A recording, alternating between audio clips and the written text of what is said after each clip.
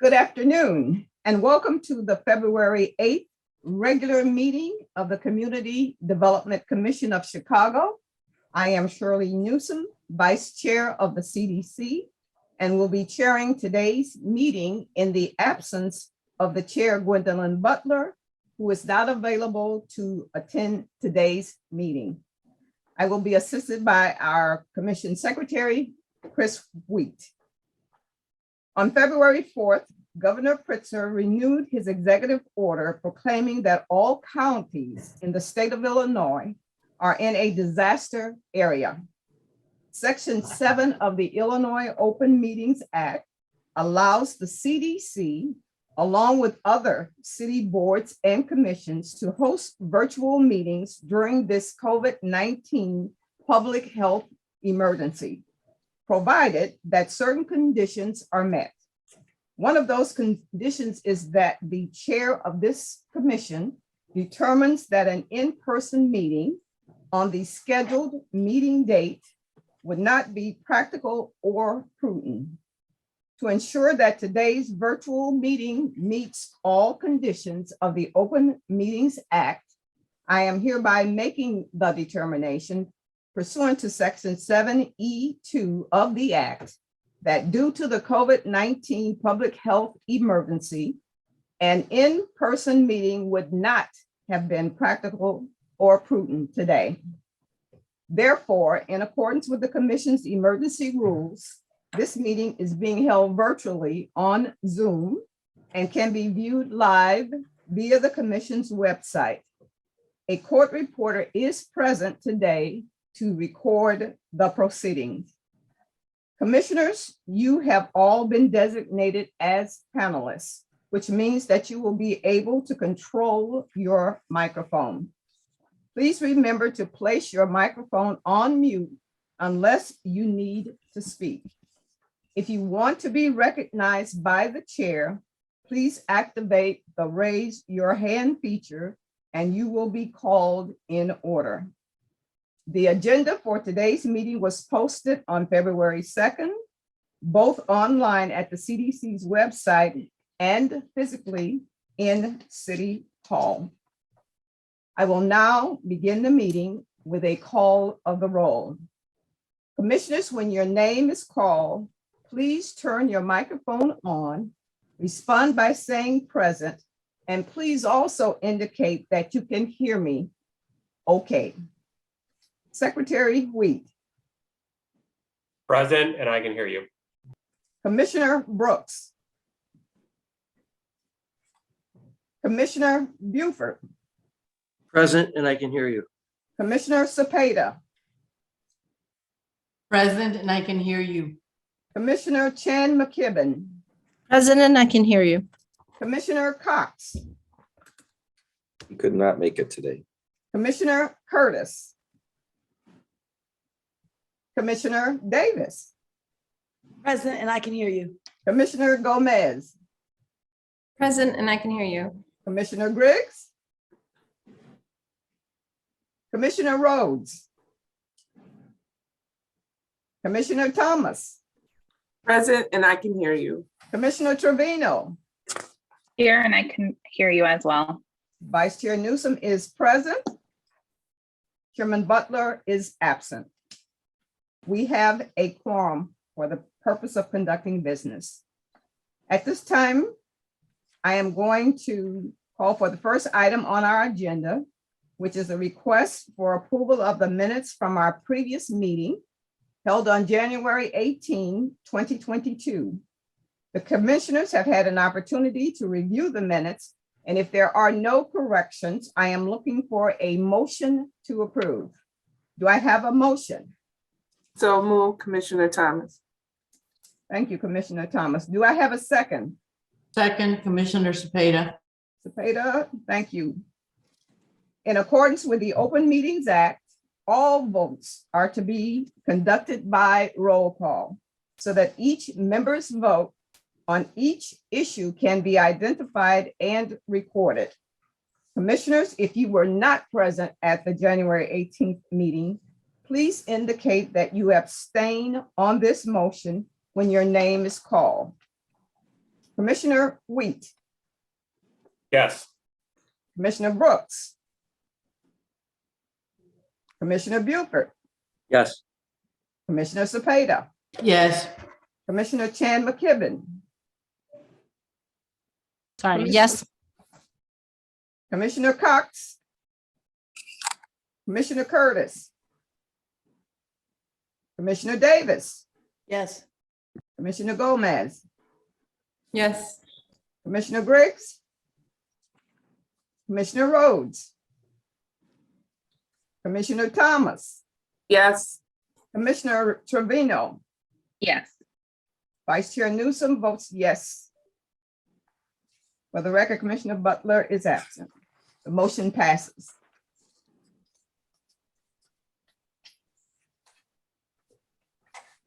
The public was given an opportunity to provide written comments up to 24 hours prior to the start of this meeting through the CDC email address, cdc@cityofchicago.org.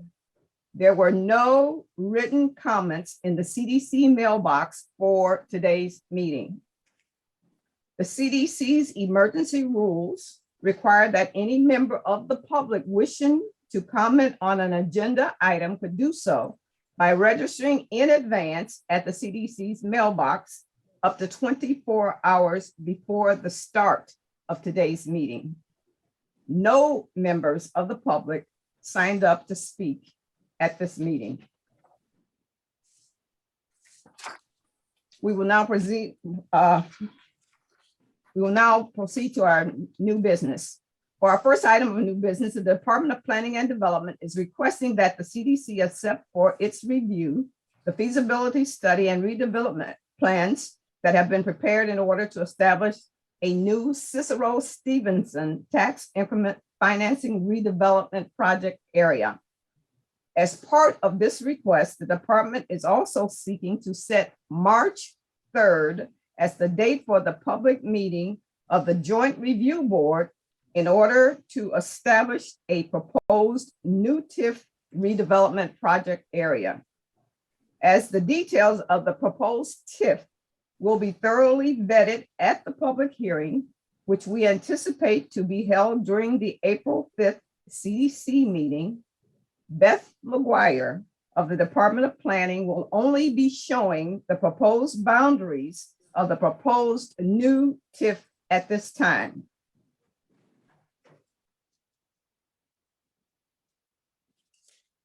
Commissioners, you have, or you should have received, or will soon be receiving the Cicero Stevenson redevelopment plan eligibility report for your review. The proposed TIF district seen on the map on your screen will assist with the redevelopment of the former CHA Leclerc Courts Housing Project.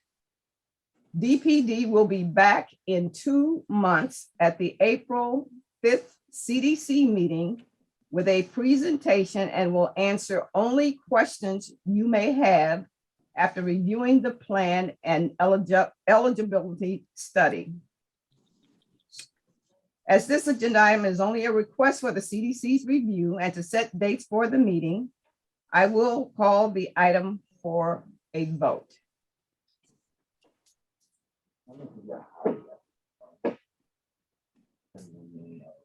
Beth, is that the extent of your presentation? So I can show the boundaries. In this area here in the yellow is the TIF boundary, the proposed TIF. And as you can see, the areas to the south and to the east are primarily residential with industrial to the west. The Stevenson Expressway and Sanitary and Ship Canal are on the north. And again, you can see the boundaries more closely shown, and they are Cicero to the east, the Canadian National Railroad and the Expressway to the north, 45th and 44th Street to the south. And we have Laverne Avenue and LaPorte Avenues to the east, or to the west, I'm sorry.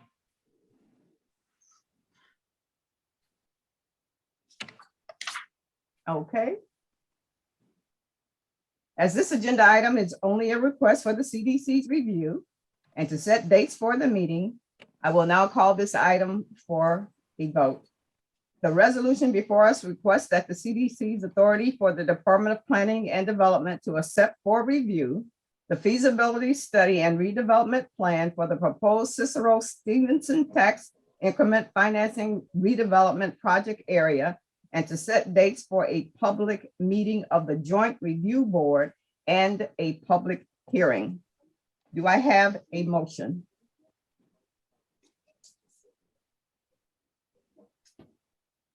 So move, Latasha Thomas. Thank you, Commissioner Thomas. Do I have a second? Second by Commissioner Trevino. Was that Commissioner Trevino? Yes. Thank you. Under the Open Meetings Act, all votes are to be conducted by roll call so that each member's vote on each issue can be identified and recording.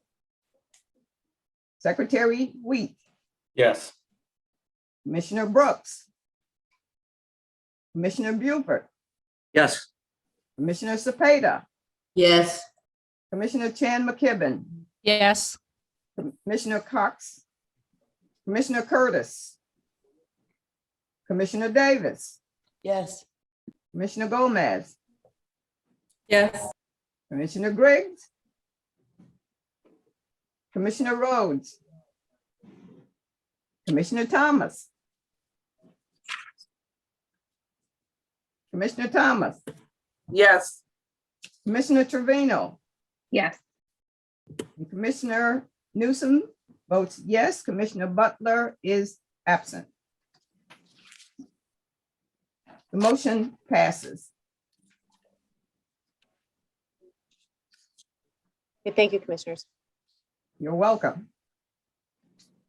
For our second item of new business, the Department of Housing is requesting authority to negotiate a redevelopment agreement with Encuentro Square 1 SLP LLC and Encuentro Square 2 SLP LLC, or an affiliated entity or an entity acceptable to the Commissioner of the Department of Planning and Development for redevelopment of the property located at 3745 West Cortlandt Street in the Pulaski Industrial Corridor Tax Increment Financing Redevelopment Project area, and to recommend to the City Council of the City of Chicago the designation of Encuentro Square 1 SLP LLC and Encuentro Square 2 SLP LLC, or an affiliated entity as developer. James O'Connell will present the staff report on behalf of the Department of Housing. And James, you may begin your presentation when you are ready. Thank you. Can everyone hear me and see my screen, the Yes, we PowerPoint? can. Awesome.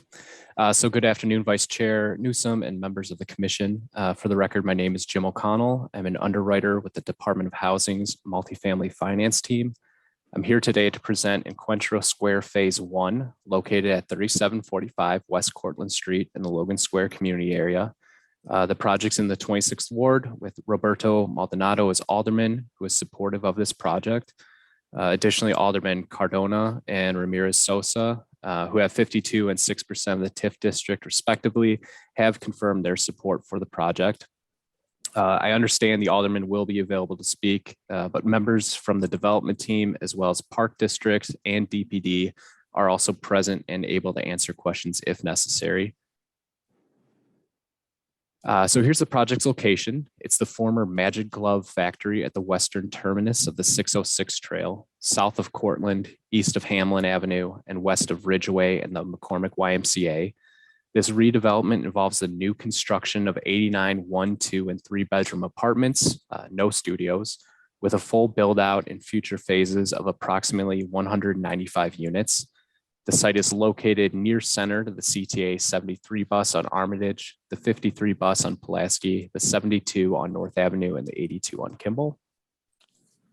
For context, here's a view looking southeast from Cortland and Ridgeway with the former factory in frame. That has since been demolished by the city and is in the process of being remediated prior to closing on the financing. And I'll stay here while giving a bit of the project summary, but there will be some slides to follow which kind of summarize what I'm about to say. But the land for this project was purchased by the Trust for Public Land during the planning and construction of the 606 trail, and then acquired by the city with the stipulation that part of the land remain public park space, and the remaining part be used for affordable housing. So Lucha and Evergreen, the developers, then came through DOH's 2019 funding round, at which point they were selected to take on the redevelopment, which they've named Encuentro. Upon selection, the development team began the community input process, and after some time of balancing community needs with the open space requirement, they've arrived at the current breakout.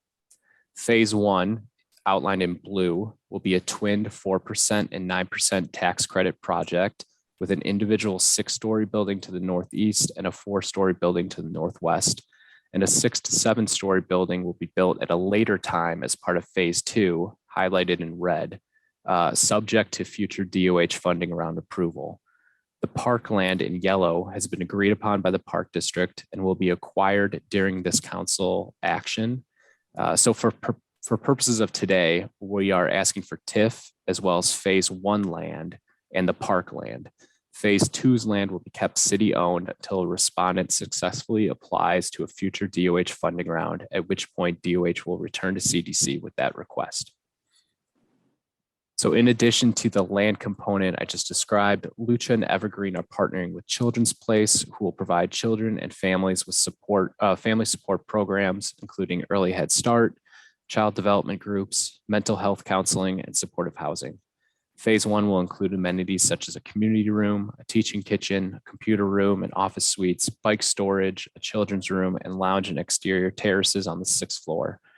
At a later date, Phase 2 will contain ground floor commercial, but program for support services provided by Children's Place. I'll have a rental unit summary slide later on, but of the 89 units, there'll be 19 one-bedrooms, 47 two-bedrooms, and 23 three-bedroom units. And all apartments, but for 4 at market rate, will be for families making up to 60% AMI. So while there isn't, a deep affordability, skew, there is a large amount of workforce housing, which helps to combat gentrification in the neighborhood, and which has been a fairly noted and publicized side effect of the 606 trail.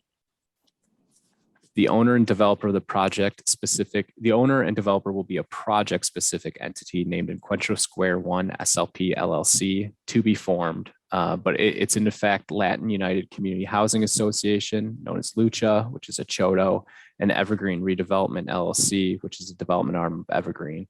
You'll see 2 names in the resolution: Encuentro Square 1 SLP LLC and Encuentro Square 2 SLP LLC. And that is, it's entirely because it's a twin deal. So 1 is for the 9% financing portion and 2 is for the 4%. But only the 4% project is requesting TIF funding, but both are requesting land. So that's why both are named today. The general contractor is still TBD at this time, pending the 3 required GC bids. But the developers reached out to the MBE and WBE associations so that once the GC is selected, they and their subcontractors are aware they can bid on the project. But the developer has confirmed at least one of the GCs they intend to bid out to will be an MBE firm. Canopy will be acting as architect. The property manager will be Evergreen's real estate arm, and the social service provider will be Children's Place, as noted previously, with Applegate acting as the attorney. So community engagement, our community meetings continue to take place as the design solidifies and the project progresses, but the development, most noticeably the courtyard, and you'll see a rendering towards the end, most noticeably the courtyard is based on trauma-infused informed design. And that plays directly into not only their relationship with Children's Place, but the research they've done about the surrounding area and its stated needs. The development is guided by the Hermosa and Logan Square Quality of Life Plan, the Tierra Linda Health Action Plan, and they've had conversations with Lurie Children's Hospital, Cook County Health, Prime Care Community Health, as well as the Logan Square Neighborhood Association and the McCormick YMCA, which is next door. So here's the capital stack with sources listed. Uses will be on the following slide. Let me know if you have any questions. But given IRS regulations which govern the tax credits, there are separate budgets for each of the 4% and 9% building, but the roll-up is there on the left, so you can see the full budget for phase one. The TIF ask comes in at 9 million or 18% of total development costs, and their operational costs are in line with DOH expectations, and the project meets all federal safe harbor standards for underwriting. And as mentioned, here are the uses. Just pause for a second, but we can certainly come back to this if you need to. So the current TIF ask is below the estimated 6.4 million in eligibles. And since the developer will adhere to MBE, WBE, and city residency requirements, there is an estimated MBE and WBE minimum participation of 10.1 and 2.3 million respectively. Additionally, the project will generate an estimated 12 permanent positions and 350 temporary construction positions. Here's the breakout of the units mentioned on the summary slide or project summary slide. And finally, looking southwest, here are the latest renderings following DOH, DPD, and Committee on Design. The caveat here being that phase two is dependent on an additional independent application for funding, and the park component and how it is activated is dependent upon future funding availability. So following feedback from Committee on Design, the Committee on Design, the intent is for phase two in the park space, which will be developed at a later point in time to interact more with the 606 terminus and the overall site plan. So to summarize, the parkland will not be developed, programmed, or activated until the park district acquires funding. That is very much at a future date. And phase two's design and massing will be properly vetted to ensure there's a more comprehensive feel to the entire site and there is less of a barrier between the 606 and the surrounding neighborhood. And that concludes my presentation. Please let me know if you have any questions. Thank you. Do we have Alderman Maldonado or a member of his staff present who would like to speak at this time? We do not. Is there anyone from the development team that is present that would like to speak? If not, I am Lisa Castañeda. I'm the executive director of Lucha. We just wanted to thank you for the opportunity. Jim did a great job of summarizing this project and we feel very passionately about it. Also on screen is David Block from Evergreen Real Estate Group, who are our partners in this, and we're just very grateful to bring this opportunity to all of you. Thank you. thank you. Commissioners, do you have questions for city staff or any member of the team that is present today?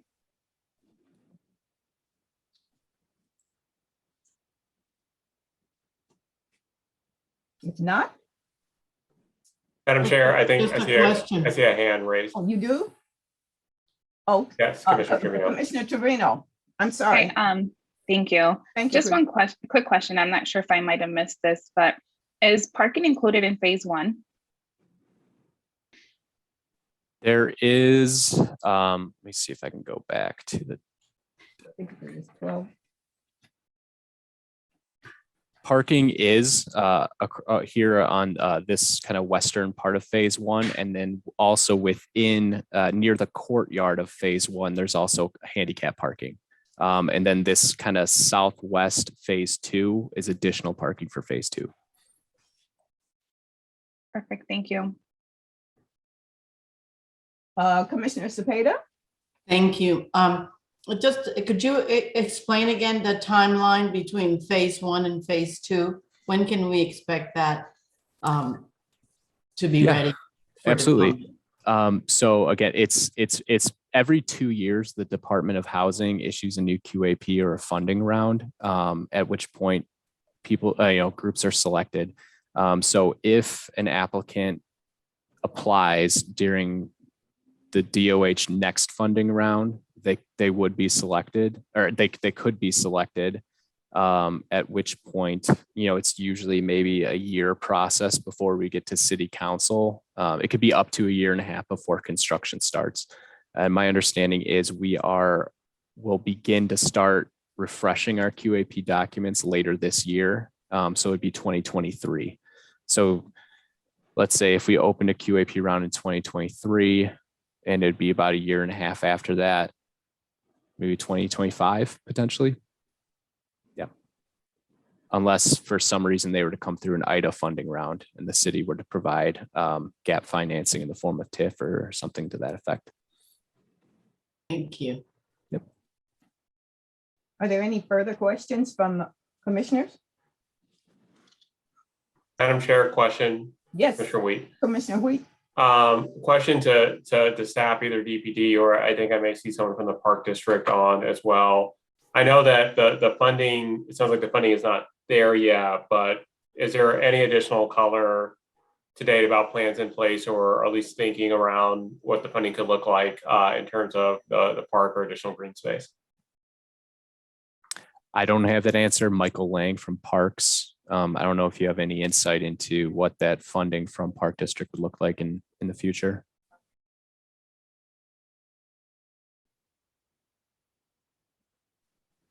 Hey, good afternoon. At this point in time, the Park District is working with the city on. Michael, can you, just for the record, can you introduce yourself? Yes. Oh, sure, absolutely. My name is Michael Lang. I'm with the Chicago Park District. I'm in the Planning and Construction Department. So at this point in time, the Park District is working with DPD and AIS on the environmental remediation that'll be happening on sort of the park site. Once that is basically restored to soil and grass, which we would call clean and green, we would then, work through the community process on, how that park space would ultimately be developed and envisioned for the community. And really that's the sort of point where we start looking at, what are the available funds in order to develop that park space? Whether that could be TIF money, could be open space impact fee money, or any other sources. Got it. Thank you. Okay. Do we have any representation from the Alderman's office on the line as of yet? If not, any further questions from commissioners?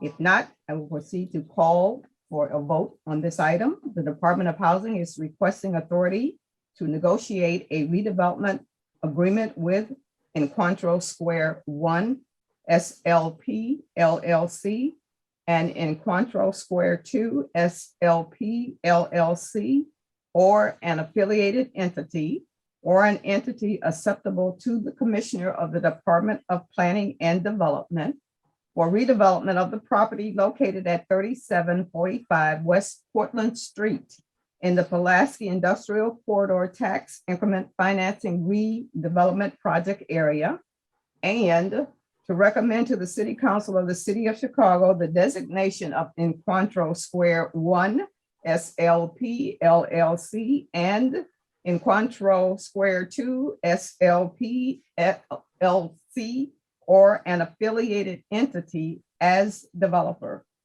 Do I have a motion? I'll move it. Commissioner Cepeda. Commissioner Cepeda, thank you. Do I have a second? Second, this is Grace Chan McKibben. Thank you, Commissioner Chen. Kevin.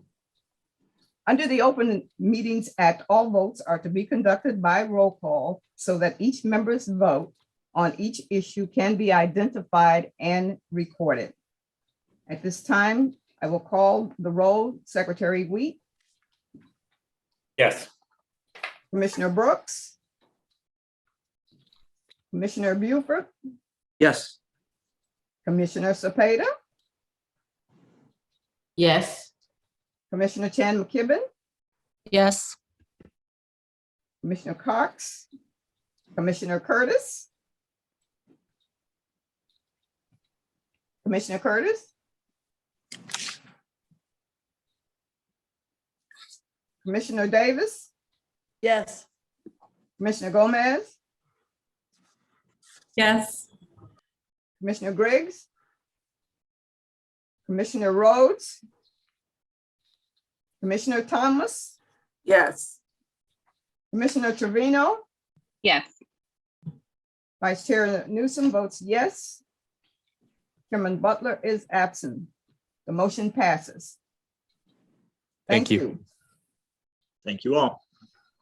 For our third item of new business, the Department of Housing is requesting authority to designate C40 Preservation Associates LP as the successful respondent to a request for proposals issued in 2018 by the Department of Planning and Development, which sought offers to purchase and redevelop 209 South Kedzie and 3737 to 3757 West Fifth Avenue, located in the Midwest TIF, and to recommend to the City Council the sale of the property to C40 Preservation Associates LP or a related entity as developer. Dina Wayne will present the staff report on behalf of the Department of Housing. And Dina, you may begin your presentation whenever you are ready.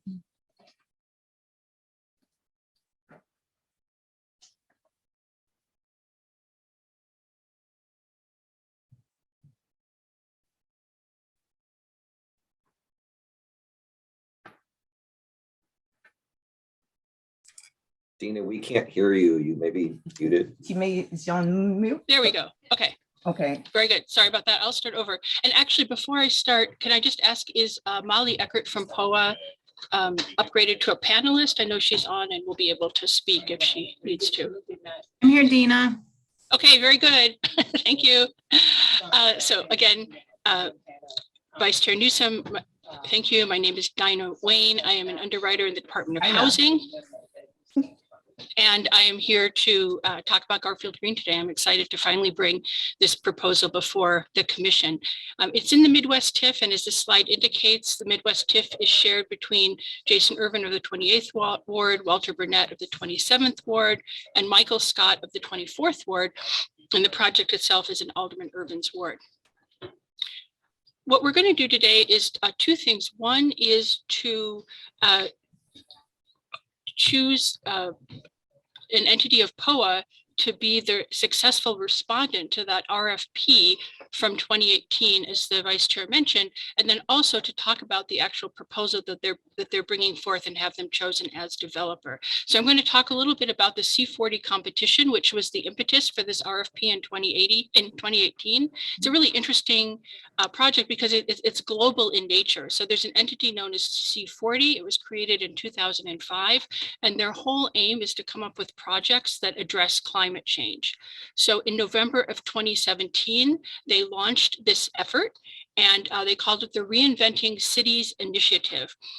And 46 sites across the world were identified as prospective sites for projects under this initiative. And then again, under the city RFP, Garfield, or the East Garfield Park site was the one that was finally the subject of the RFP. You can see some of the other cities that were part of this, Mexico City, Oslo, there's an Elvis in there, Paris, Reykjavik, Rio de Janeiro, San Francisco here in the US. And basically it was inviting anybody who was interested in cities and had experiences designing them, planning them, developing them, having businesses in them, environmentalists, everybody coming together and trying to come up with proposals to make a green proposal. And the idea also was that this would be a model for other cities. They could see what happened here and then do it in their own city. Again, the details of this RFP for the East Garfield site, it was issued October 1st, 2018. The deadline was February 28th, 2019 for submissions. And in May 2019, the POA entity was chosen, and they're calling their project Garfield Green. Again, I mentioned trying to address climate change. The main principles of the RFP, they were taken then directly from the goals of the C40 competition to develop multifamily housing, have it be carbon neutral, sustainable, and reactivate. So taking a parcel that was empty or underutilized and making it part of the neighborhood again. And again, have some sort of workforce component and residential opportunities for those who would live there. There were two groups that chose to submit proposals for this RFP. Evergreen Real Estate Group, their proposal was for something called Kedzie Terminal, and they were interested in taking these two parcels, and I'll show them in a second on a map, and turning them into a bus terminal, and then also two 7-story buildings that would provide 70 affordable housing units, and then there would be training for the residents in maintenance and other things related to electric buses, designing them, and so it was educational opportunities related to transportation.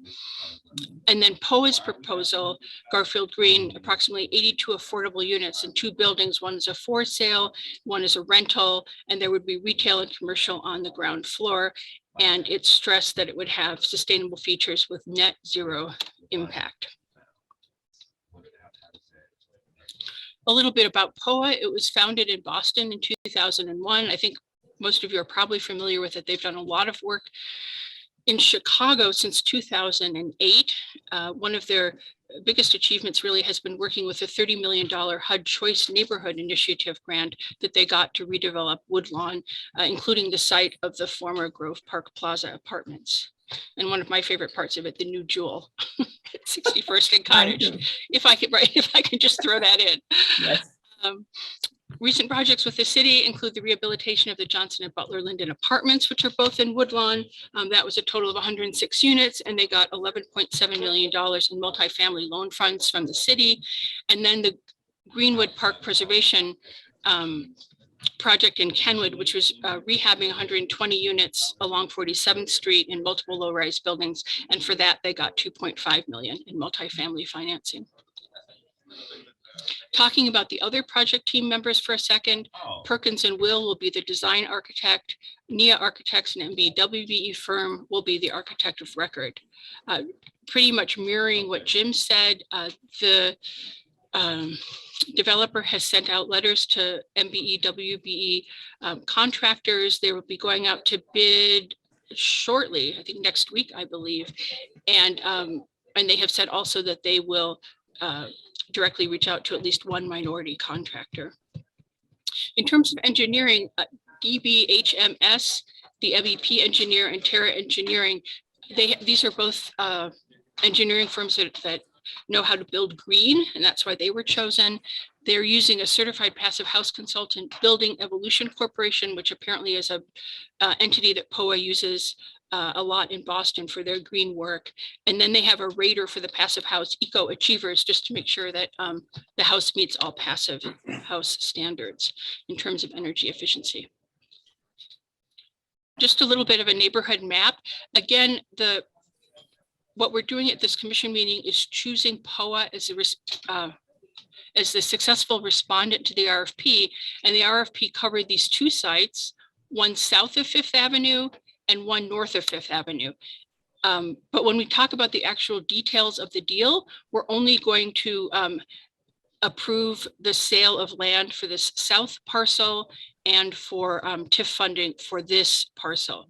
But just to say a little bit about this site in general, as you can see, it's across from Metro High School, bounded by Kedzie Avenue, Troy Street.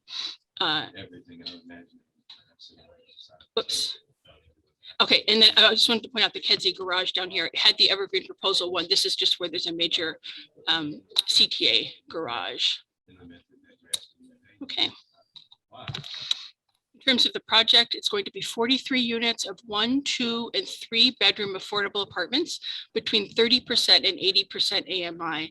This project is using this rather new feature called income averaging, which allows then projects to have both lower level affordability and also some at the sort of the high end of affordable, as long as they average out to an affordable LIHTC unit. So they're all low income housing tax credit units, again, ranging between 30 and 80% AMI. I also have that 11 of the units will have a project-based subsidy from what we call CLIF, the Chicago Low Income Housing Trust Fund. And those will be primarily the units at 30% AMI. And like Jim, I'll show a specific unit chart in just a little bit. There's 4,500 square feet of commercial space facing Kedzie in the second on the south side in phase 1, and the residential units are set back from Fifth Avenue.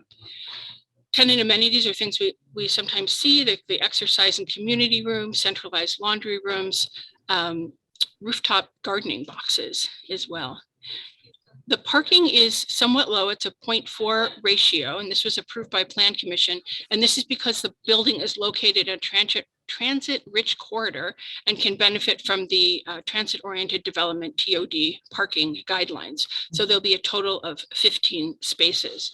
I heard from the developer that the aldermen, and they're reaching out to see if there could be some sort of parking sharing arrangement with maybe the high school or an adjacent parking lot for evenings and weekends.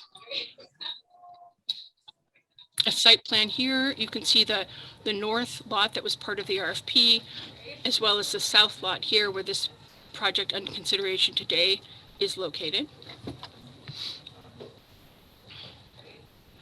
A site of what the lot looks like now. Variation of the same thing. The floor plans are really fairly small, but the ones down here are the ones for the project on the south lot. This is the elevation looking north. Maybe a more professional way of saying this, but I refer to this as the eastern end of the north elevation. So instead of looking at it from over here as we were in the last slide, we're looking at it from the other end. Okay.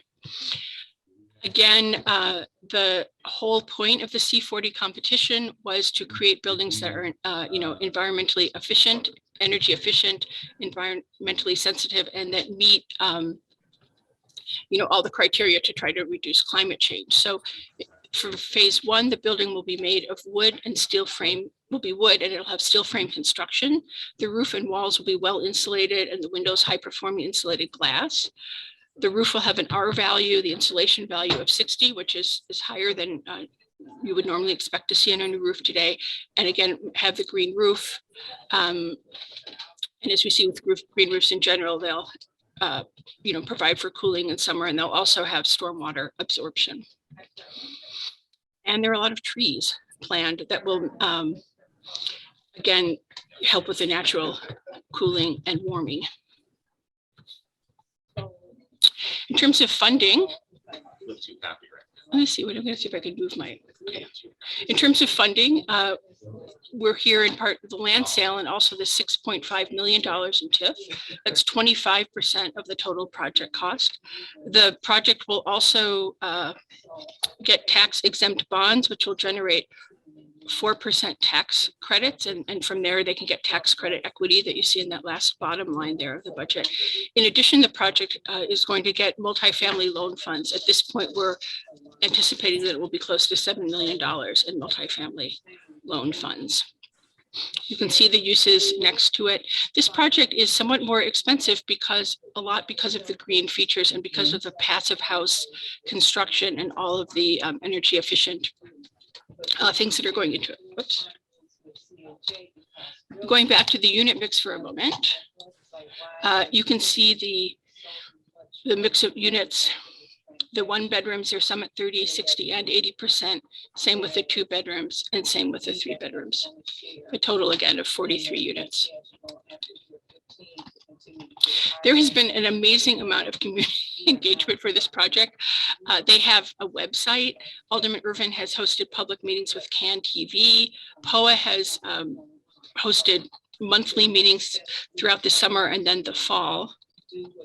And I think they went around and they put hangers on doors for people to contact them if they didn't have internet service. So there's been a lot of community engagement for this project. I believe I attached to your staff report 2 community groups that have come out with their support. Let me see if I can find that. The Garfield Park Community Advisory. Let me see if I can find that one moment.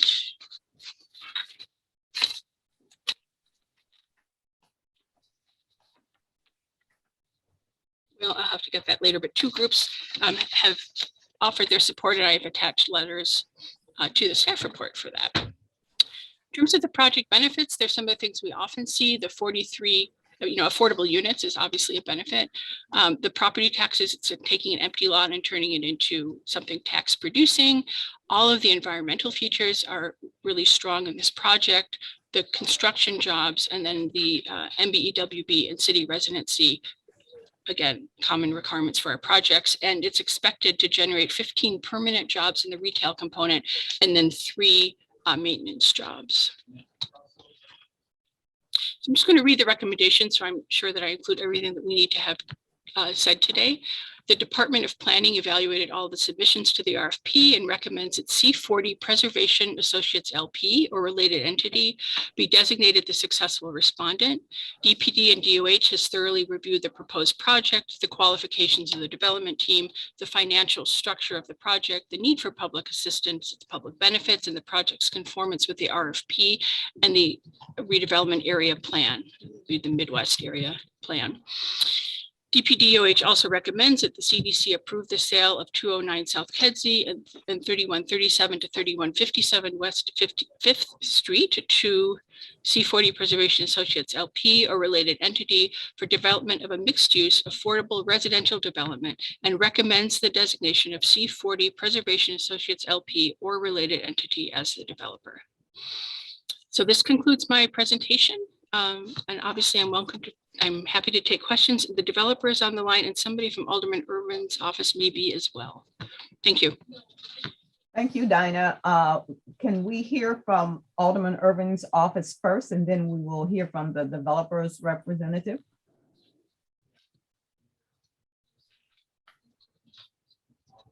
Looks like they may not have made it. So may not have gotten. We do have a letter of support from Alderman Irvin. Okay.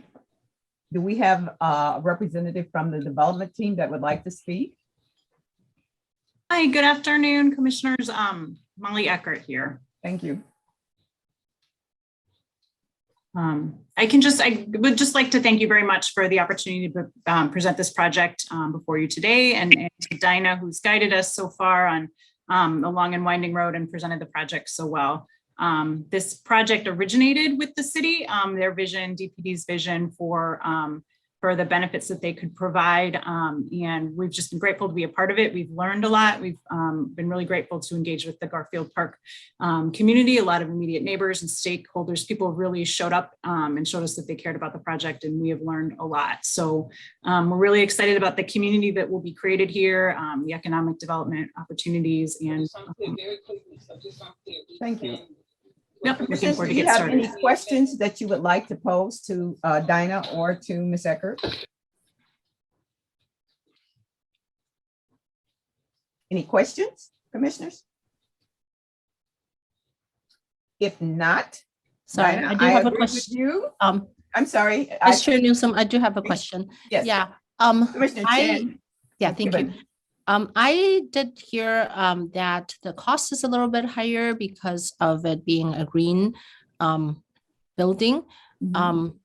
Do you know if there are other buildings that are that meet the same requirements or similar requirements and on the northwest side in the Garfield Park neighborhood or surrounding neighborhoods? Yeah, actually, Lucha, our counterpart on this call, who was may still be on, had pioneered this concept first. They have a 6 flat that was part of their Tierra Linda development, which is just north of here in Humboldt Park, Logan Square. And that was sort of a test in that portfolio to see. So they kind of tested the concept.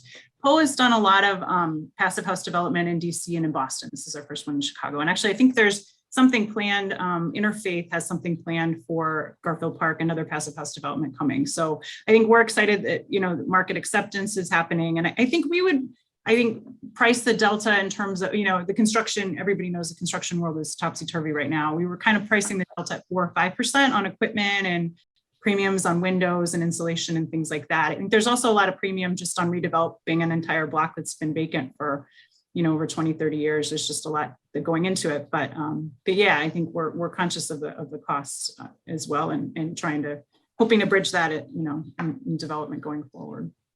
Thank you. You've actually answered both my question about the cost and the feasibility, since somebody else has already had a green building nearby. Thanks. Are there any additional questions from commissioners? If not, Dinah, I agree with you. The Woodlawn development outstanding feature is the jewel at 61st. But I also want to add that they did a decent job of housing the Old Daily restaurant, All right. which has been around for 100 years. But also POA and Evergreen have done outstanding work throughout this city for a number of years, and their work speaks for itself. As a matter of fact, POA at this time is being recognized as a developer who does development in Woodlawn without displacement. And so there's something to be said about that as well. So thank you, Dinah, for that presentation. At this time, if there are no additional questions coming from commissioners, and there's no representative on the line yet from Alderman Irwin's office, I will proceed to call for a vote on this item. The resolution before us requests the CDC's authority for the Department of Housing to negotiate a redevelopment agreement with C40 Preservation Associates LP as the successful respondent to a request for proposals issued in 2018 by the Department of Planning and Development, which sought offers to purchase and redevelop 209 South Kedzie and 3737 to 3757 West Fifth Avenue, located in the Midwest TIF, and to recommend to the City Council the sale of the property to C40 Preservation Associates LP or a related entity as developer. Do I have a motion? So moved, Commissioner Wheat. Commissioner Wheat, thank you. Do I have a second? Second, Commissioner Davis. Commissioner Davis, thank you. Under the Open Meetings Act, all votes are to be conducted by roll call so that each member's vote on each issue can be identified and recorded. So at this time, I will call the roll. Vice Chair Newsom, yes. Secretary Wheat, Yes. Commissioner Brooks, Commissioner Buford, Yes. Commissioner Cepeda, Yes. Commissioner Chan McKibben, Yes. Commissioner Cox, Commissioner Curtis, Commissioner Davis, Yes. Commissioner Gomez, Yes. Commissioner Griggs, Commissioner Rhodes, Commissioner Thomas, Yes. Commissioner Trevino, Yes. and Commissioner Butler is absent. The motion passes. Thank you. Thank you. All right.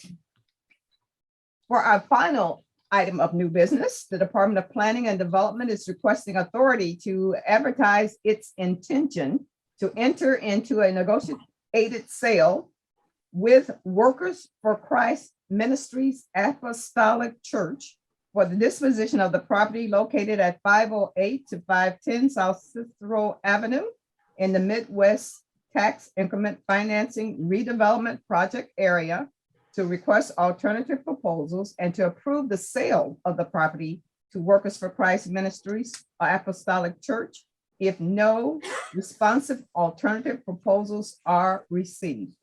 James Michael will present the staff report on behalf of the Department of Planning. James, you may begin your presentation when you are ready. Good afternoon, Vice Chairman and members of the committee. For the record, my name is James Michaels from the Department of Planning and Development. This item is a market rate sale for the unimproved city-owned parcels located at 508, 510 South Cicero Avenue to Workers for Christ Ministries Apostolic Church. The property is located in the Austin community area and in the Midwest TIF. The parcels are located between Harrison and Congress on Cicero. The current zoning is B3-2 and the combined dimensions are 50 by 125, 6,250 square feet. The applicant's church is located adjacent to the city parcels at 512 South Cicero. The applicant has received a special use permit for the church, and no special use permit is required for the city parcels at 508, 510 South Cicero. There's a view looking north to the parcel, the view looking east, the view looking south, and the view looking west. The survey of the lot is 50 by 121. The layout of the lot will include 12 parking spaces with 1 handicap spot, including an ADA access walkway in the front. Parking lot will have alley access in which the applicant is working with Alderman Talaferro, who we have full support for the sale. The appraised value of the lot was $37,500, and the purchase price will be $10,000 for the parking perpetuity sale, which was approved by the Chicago Plan Commission. This concludes my presentation. The DPD recommends the CDC approve the sale. Thank you, James. Is there a representative on the line from Alderman Taliaferro's office? At this time, there's no representative from Alderman Talaferro's office, but he's in full support of the sale. Okay, do we have a representative from the Apostolic Church that would like to have remarks? We do not. They were tied up today. Okay. Commissioners, do you have any questions for city staff?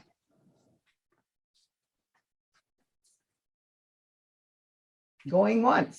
This is Commissioner Wheat. Okay. So to staff, that was a fast presentation. If you could go back actually to the beginning and kind of remind us of the purpose of the acquisition and the use of the property that has been articulated. Sure. The church is at 512.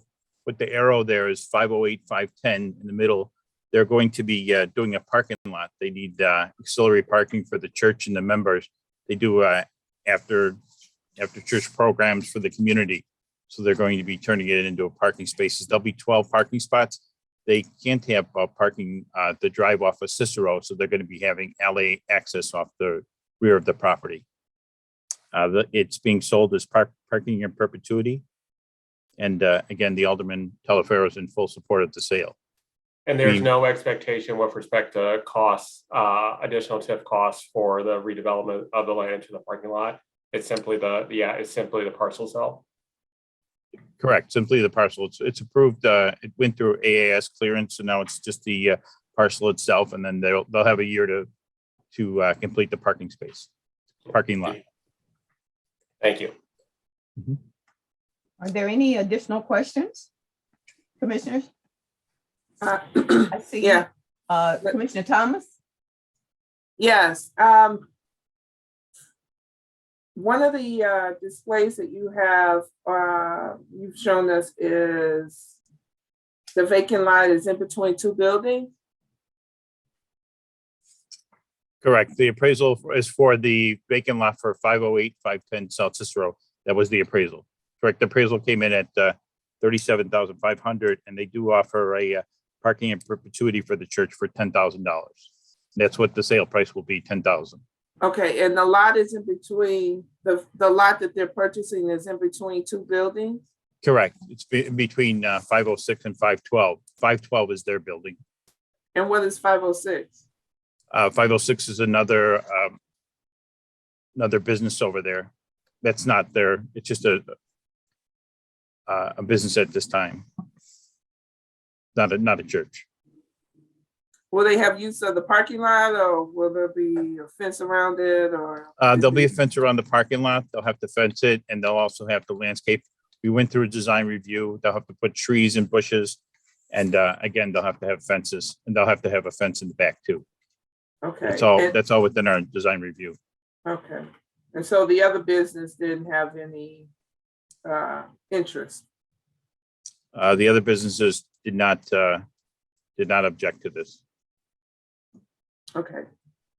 Thank you, Madam Chairman. Thank you. Commissioner Cepeda, I see your hand, I believe. Yes, and I'm sorry, but I don't follow this. I read that the appraisal is 10,000, but I heard you say that the appraisal was 37,000. Which was the appraisal? And I thought it was being sold at appraised value, but is it? Right. For the appraisal is $37,500. For the churches, this was started back in 2019, a couple of years ago, when the city was offering parking in perpetuity. So it already got approved by the Plan Commission, Chicago Plan Commission, as that parking in perpetuity. In parking in perpetuity, the city had offered a discount on the appraised amount, and the discount on the appraised amount was what the appraiser came up with at $10,000. So we sold many parking lots in the city to churches and with parking in perpetuity for a discounted price off the appraisal amount. Okay, So I the think it's appraiser gave us helpful. the appraiser. Yeah. I think it's helpful to explain it that way. Okay. You know, that the market value is 37, but you know, in exchange for parking in perpetuity or whatever, you know, the discounted value is X, and that's what we're getting. Understand. Okay, thank you. Are there any additional questions, commissioners?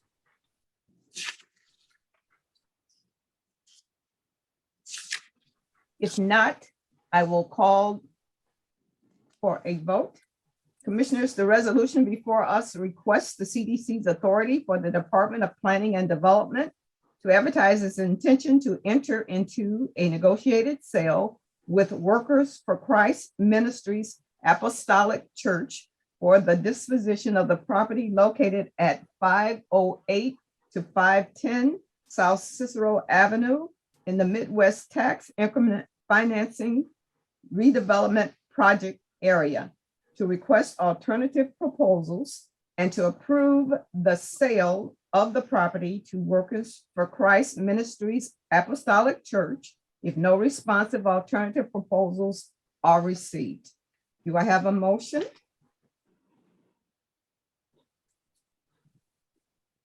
So move, Commissioner Wheat. Thank you, Commissioner Wheat. Do I have a second? Second, Commissioner Thomas. Thank you, Commissioner Thomas. Okay, under the Open Meetings Act, all votes are to be conducted by roll call so that each member's vote on each issue can be identified and recorded. I will call the roll at this time. Vice Chair Newsom, yes. Secretary Wheat, Yes. Commissioner Brooks, Commissioner Buford, Yes. Commissioner Cepeda, Yes. Commissioner Chan McKibben, Yes. Commissioner Cox, Commissioner Curtis, Commissioner Davis, Yes. Commissioner Gomez, Yes.